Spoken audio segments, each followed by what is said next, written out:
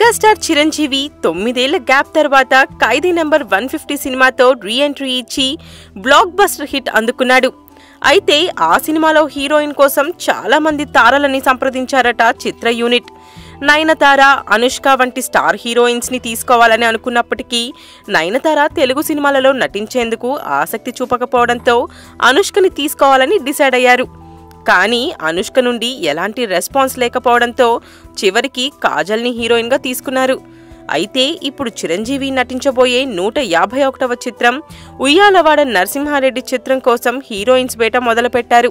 ఈ మధ్య చిరు సరసన ఐశ్వర్యారాయ్ నటించబోతుందని వార్తలు వచ్చినప్పటికీ బాలీవుడ్ భామలు తెలుగు సినిమాలని ఎంతవరకు అంగీకరిస్తారు అనేది అనుమానంగా ఉందట. అందువలన అనుష్కని సంప్రదించడానికి చిత్ర బృందం ప్రయత్నిస్తుందట. ఇంతకు ముందు అనుష్క చారిత్రాత్మక చిత్రాలలో నటించడం వలన ఈ సినిమాకి ఆమె ఖచ్చితంగా ప్లస్ అవుతుందని భావిస్తున్నారు. కానీ దీనికి చిరు అంగీకరించలేదట.